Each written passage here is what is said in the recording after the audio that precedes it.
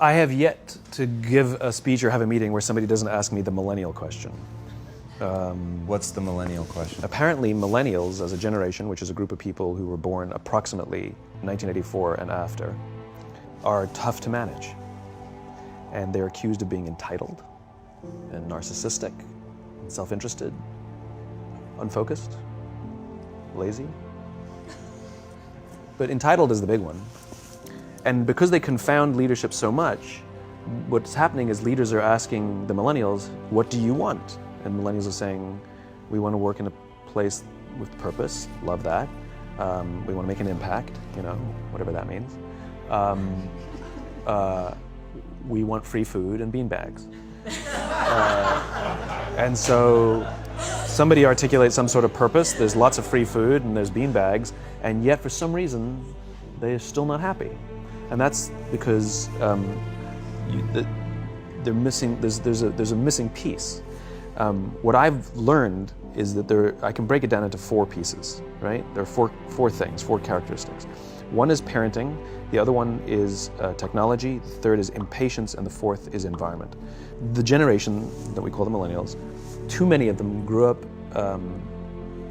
subject to, not my words, failed parenting strategies, where, for example, they were told that they were special all the time.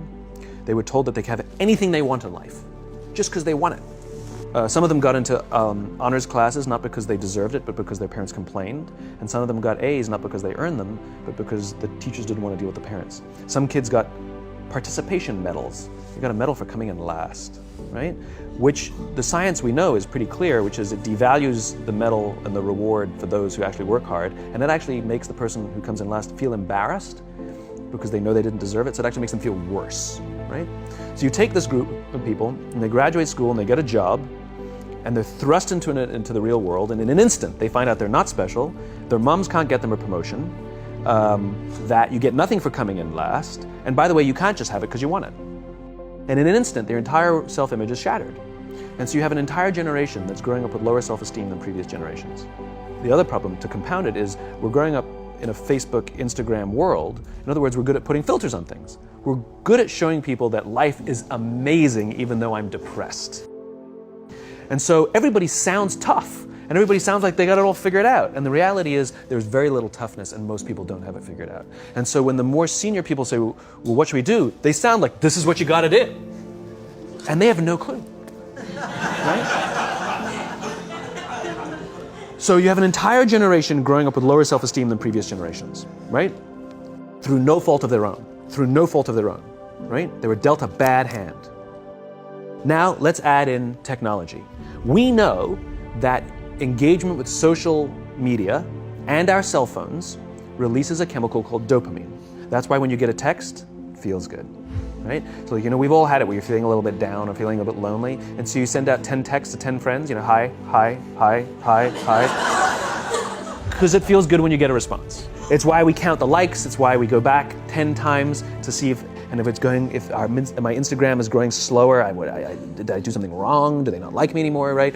The trauma for young kids to be unfriended, right? Because we know when you get a hit of dopamine, which feels good. It's why we like it, it's why we keep going back to it. Dopamine is the exact same chemical that makes us feel good when we smoke, when we drink, and when we gamble. In other words, it's highly, highly addictive, right? We have age restrictions on smoking, gambling, and alcohol, and we have no age restrictions on social media and cell phones, which is the equivalent of opening up the liquor cabinet and saying to our teenagers, hey, by the way, this adolescence thing, if it gets you down. But that's basically what's happening. That's basically what's happening, right? That's basically what happened. You have an entire generation that has access to an addictive, numbing chemical called dopamine through social media and cell phones as they're going through the high stress of adolescence. Why is this important? Almost every alcoholic discovered alcohol when they were teenagers. When we're very, very young, the only approval we need is the approval of our parents. And as we go through adolescence, we make this transition where we now need the approval of our peers. Very frustrating for our parents, very important for us. It allows us to acculturate outside of our immediate families into the broader tribe, right? It's a highly, highly stressful and anxious period of our lives, and we're supposed to learn to rely on our friends. Some people, quite by accident, discover alcohol and numbing effects of dopamine to help them cope with the stresses and anxieties of adolescence. Unfortunately, that becomes hardwired in their brains, and for the rest of their lives, when they suffer significant stress, they will not turn to a person, they will turn to the bottle. Social stress, financial stress, career stress, that's pretty much the primary reasons why an alcoholic drinks, right? What's happening is because we're allowing unfettered access to these dopamine-producing devices and media, basically it's becoming hardwired, and what we're seeing is as they grow older, too many kids don't know how to form deep, meaningful relationships. Their words, not mine. They will admit that many of their friendships are superficial. They will admit that their friends, that they don't count on their friends, they don't rely on their friends, they have fun with their friends, but they also know that their friends will cancel on them if something better comes along. Deep, meaningful relationships are not there because they never practice the skill set, and worse, they don't have the coping mechanisms to deal with stress. So when significant stress starts to show up in their lives, they're not turning to a person, they're turning to a device, they're turning to social media, they're turning to these things which offer temporary relief. We know, the science is clear, we know that people who spend more time on Facebook suffer higher rates of depression than people who spend less time on Facebook. These things balanced. Alcohol is not bad, too much alcohol is bad. Gambling is fun, too much gambling is dangerous. There's nothing wrong with social media and cell phones. It's the imbalance. If you're sitting at dinner with your friends and you're texting somebody who's not there,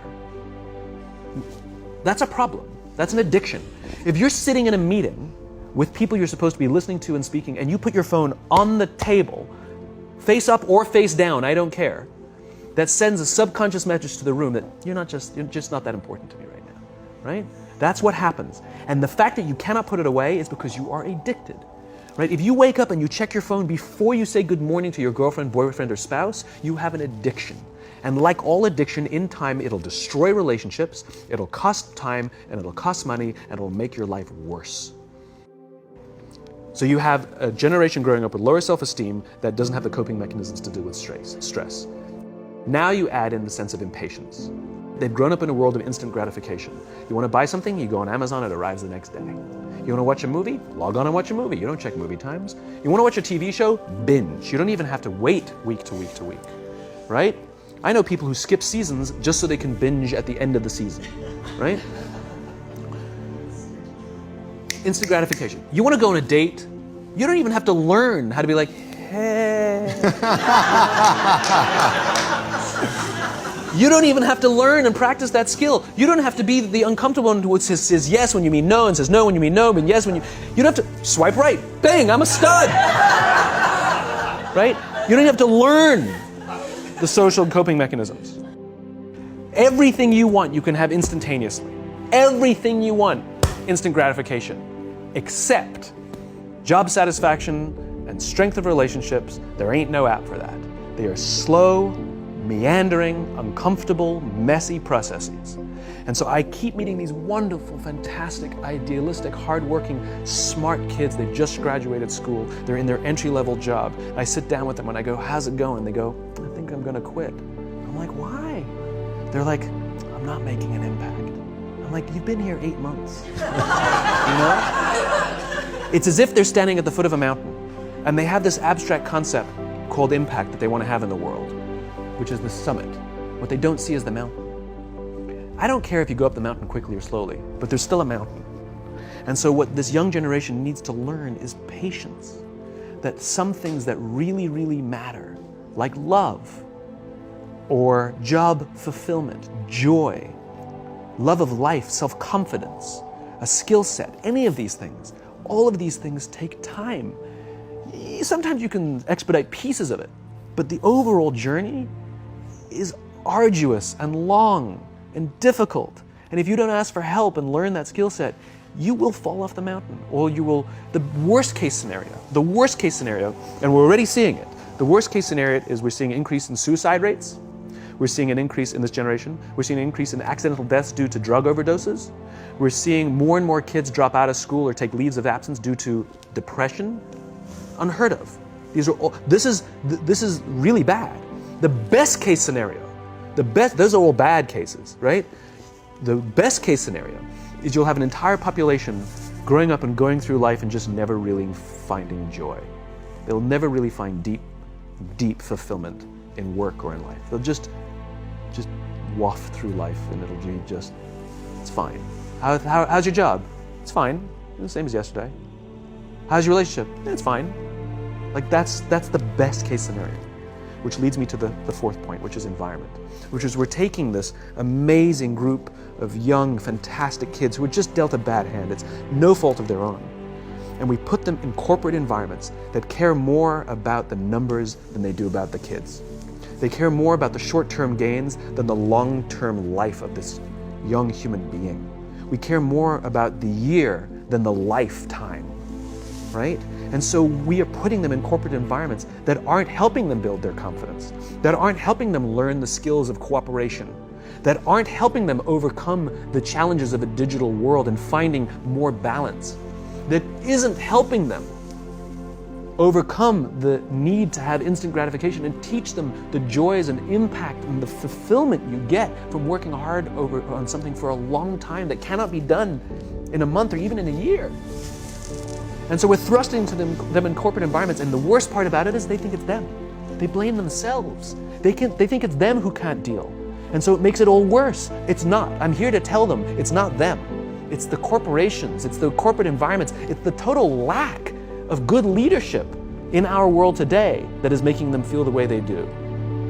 They were dealt a bad hand, and I hate to say it, but it's the company's responsibility. Sucks to be you, like we have no choice, right? This is what we got, and I wish that society and their parents did a better job. They didn't. So we're getting them in our companies, and we now have to pick up the slack. We have to work extra hard to figure out the ways that we build their confidence. We have to work extra hard to find ways to teach them the social skills that they're missing out on. There should be no cell phones in conference rooms. None. Zero. And I don't mean the kind of like sitting outside waiting to text. I mean like when you're sitting and waiting for a meeting to start, this is what we all do. We all sit here and wait for the meeting to start. Meeting starting? Okay. And we start the meeting. No, that's not how relationships are formed. Remember we talked about it's the little things? Relationships are formed this way. We're waiting for a meeting to start and we go, how's your dad? I heard he was in the hospital. Oh, he's really good. Thanks for asking. He's actually at home now. Oh, I'm really glad. It was really amazing. I know, it was really scary for him. That's how you form relationships. Hey, did you ever get that report done? Oh my God, no, I didn't. I'll help you out. Can I help you out with that? Really? That's how trust forms. Trust doesn't form at an event in a day. Even bad times don't form trust immediately. It's the slow, steady consistency.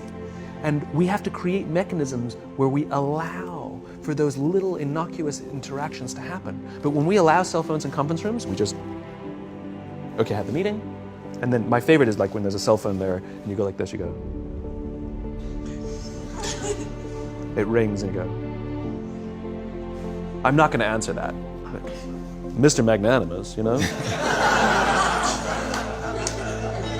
When you're out for dinner with your friends, like I do this with my friends. When we're going out for dinner and we're leaving together, we'll leave our cell phones at home. Who are we calling? Maybe one of us will bring a phone in case we need to call an Uber or take a picture of our meal. Goes without saying, come on.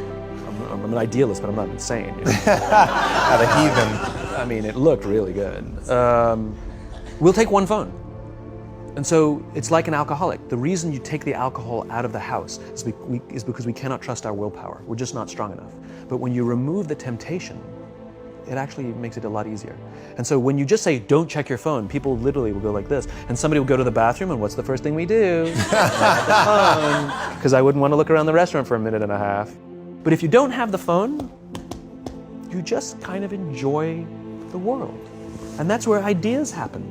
The constant engagement is not where you have innovation and ideas. Ideas happen when our minds wander and we go, and you see something, you go, I bet they could do that.